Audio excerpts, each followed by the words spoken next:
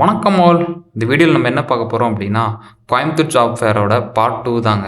Already part 1 video போட்டிருக்கேன். அதை பார்க்காதவங்க அதை பார்த்துட்டு வந்துட்டு இந்த வீடியோவை பாருங்கள். அதோட கண்டினியூஷன் தான் இது. ஃபர்தராக எங்களுக்கு அங்கே வேலை கிடைச்சதா இல்லையா, அங்கே என்ன எக்ஸ்பீரியன்ஸ் பண்ணோம், அங்கே போனதுக்கப்புறம் தான் தெரிஞ்சுது. அவங்க என்ன ஏமாத்திருக்காங்கன்னு. ஸோ இதெல்லாம் இந்த வீடியோவில் பார்ப்போம். ஸ்கிப் பண்ணாமல் ஃபுல் வீடியோவை கண்டினியூ பண்ணுங்கள். வீடியோவில் என்னங்கிறத டீட்டெயிலாக சொல்கிறேன். ஸோ ஃபஸ்ட்டு நாங்கள் என்ன பண்ணோம்னாங்க, கூகுள் மேப்பில் நாங்கள் லொக்கேஷன் சர்ச் பண்ணோம். ஆனால் எக்ஸாக்டாக அட்ரஸ் கிடைக்கல. ஸோ அவங்களுக்கே அவங்க காண்டாக்ட் டீட்டெயில்ஸ் கொடுத்துருந்தாங்க. கூப்பிட்டு கேட்டோம். அவங்க ஒரு அட்ரஸ் கொடுத்தாங்க. அங்கே போனோம். ஒரு அப்பார்ட்மெண்ட் மாதிரி இருந்தது. பட் நேம் போர்டு எதுவுமே இல்லை. அப்போயே எனக்கு கொஞ்சம் டவுட் ஆகிடுச்சு. ஓகே ஃபைன் அப்படின்னு சொல்லி, ஆனால் அங்கே மற்ற சின்ன சின்ன கம்பெனிஸ் இருக்குது. அதோட நேம் போர்டெலாம் அங்கே இருக்குது. சரி ஓகே அப்படின்னு சொல்லிவிட்டு நாங்கள் போனோம். செகண்ட் ஃப்ளோரில் தான் இந்த இன்டர்வியூ நடந்துட்டு இருந்தது.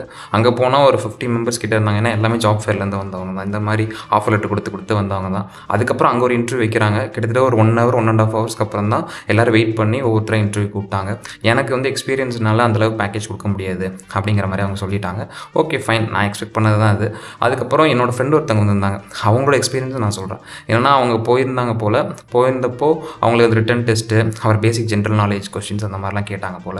கேட்டுட்டு அந்த ஹெச்ஆர் ரொம்பவே ரூடாக பிஹேவ் பண்ணார் போல். என்னென்னா உனக்கு தெரியாதா அது தெரியாதான்னு ரொம்பவே ஒரு மாதிரி ஹார்ஷாக பேசினார் போல். அதுக்கப்புறம் ரெஸ்யூம் தூக்கி போடுறது அந்த மாதிரிலாம் பண்ணியிருக்காரு போல். ஸோ அவங்களுக்கு அந்த ஒரு இதே இதாகல. அதுக்கப்புறம் என்ன சொல்லியிருக்காங்கன்னா, ஆல்மோஸ்ட் அவங்க செலக்டட் தான். பட் என்னன்னா அவங்களுக்கு என்ன சொல்லியிருக்காங்கன்னா, ஃபஸ்ட்டு 3 months ஸ்டைஃபண்ட் இருக்கும் 7,000. அதுக்கப்புறம் பேஸ்ட் ஆன் பெர்ஃபார்மன்ஸ் அவங்களுக்கு பார்த்திங்கன்னா அவங்களுக்கு 15K வரையும் சேலரி எக்ஸ்டெண்ட் பண்ணுவாங்க போல்.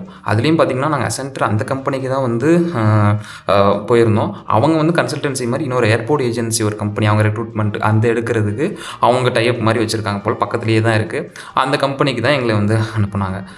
இது எனக்கு தெரிலங்க. ஏன்னா நாங்கள் இந்த கம்பெனின்னு சொல்லிட்டு தான் ஆஃபர் லெட்டர்லாம் வாங்கிட்டு போனோம். அங்கே போனால் டிஃப்ரெண்ட்டாக டோட்டலி வேறையாக இருக்குது. அவங்க பிஹேவ் பண்ண எதுவுமே சரியில்லை. அவ்வளோ மெம்பர்ஸ் வந்திருந்தாங்க. எத்தனை பேத்துக்கு ஆஃபர் லெட்டர் மாதிரி கொடுத்து கடைசியில் இப்படி பண்ணிட்டாங்க. இதுதாங்க. உங்களோட கமெண்ட்ஸ் என்னென்னு சொல்லுங்கள். இதுதான் என்னோட எக்ஸ்பீரியன்ஸ் நடந்தது.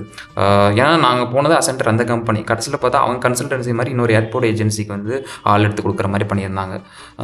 ஸோ இது ஜாப் ஃபேராக ஜாப் அன்ஃபேராங்கிறது தெரியல. இதே மாதிரி நிறைய கம்பெனிஸ் நாங்கள் ரெஸ்யூம் கொடுத்துருக்கோம், அது கூப்பிட்றேன்னு சொல்லியிருக்காங்க. பார்ப்போம் என்ன நடக்குதுன்னு. ஸோ உங்கள் கமெண்ட்ஸ் என்னங்கிறத கமெண்ட் செக்ஷனில் சொல்லுங்கள். நெக்ஸ்ட் வீடியோவில் சந்திப்போம். பாய்.